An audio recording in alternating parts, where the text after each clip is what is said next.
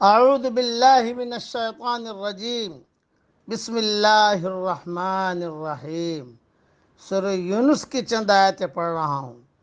ان اللہ لا یظلم الناس شیئا ولکن الناس انفسهم یظلمون۔ یہ یقینی بات ہے کہ اللہ لوگوں پر کچھ ظلم نہیں کرتا، لیکن لوگ خود ہی اپنی جانوں پر ظلم کرتے ہیں۔ وَيَوْمَ يَحْشُرُهُمْ كَأَن لَّمْ يَلْبَثُوا إِلَّا سَاعَةً مِّنَ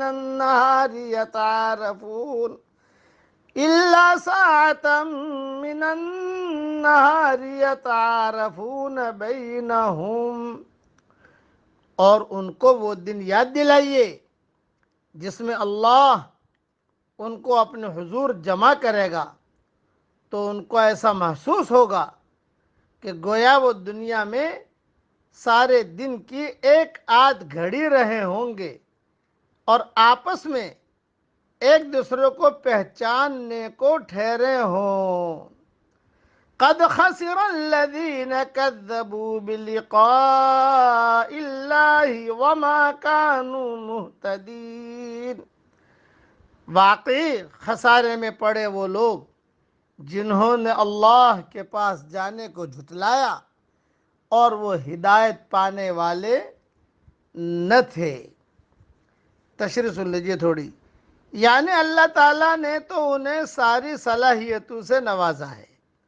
آنکھیں بھی دی ہیں جن سے دیکھ سکتے ہیں، کان دیے ہیں جن سے سن سکتے ہیں، عقل و بصیرت دی ہے جن سے حق اور باطل اور جھوٹ اور سچ کے درمیان تمیز کر سکتے ہیں، لیکن اگر ان صلاحیتوں کا صحیح استعمال کر کے وہ حق کا راستہ نہیں اپناتے تو پھر یہ خود ہی اپنے آپ پر ظلم کر رہے ہیں۔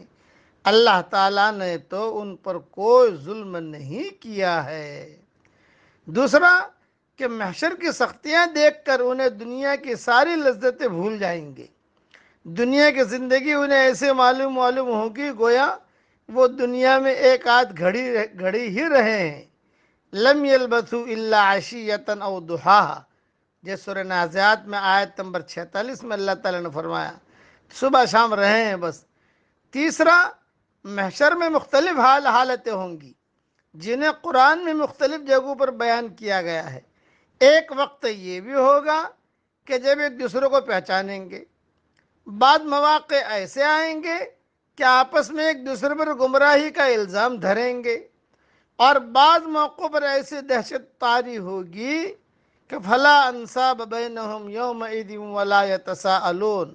سورہ مومنون کی آیت ہے، آیت نمبر 101، کہ آپس میں ایک دوسرے کی رشتہ داریوں کا پتہ ہوگا اور نہ ایک دوسرے کو پوچھیں گے۔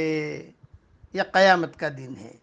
اس لیے اللہ کسی پر ظلم نہیں کرتا، بلکہ بندہ خود اپنے پر ظلم کرتا ہے۔ اللہ نے عقل دی ہے، آسمان کو دیکھ کر اللہ کو پہچان، زمین کو دیکھ کر اللہ کو پہچان، ہواؤں کو دیکھ کر اللہ کو پہچان، سمندروں کو دیکھ کر اللہ کو پہچان، چرند پرند جو ہے سب ان کو دیکھ کر اللہ کو پہچان۔ اس لیے اللہ تعالی ہم سب کو اپنی حقیقی معرفت نصیب فرمائے اور ہمارے دل کے محرابوں میں اللہ اپنی معرفت کا نور داخل کرے اور ہماری آنکھوں میں اللہ اپنی محبت کا سرما لگا دے۔ آمین۔ وآخر دعوانا الحمدللہ رب العالمین۔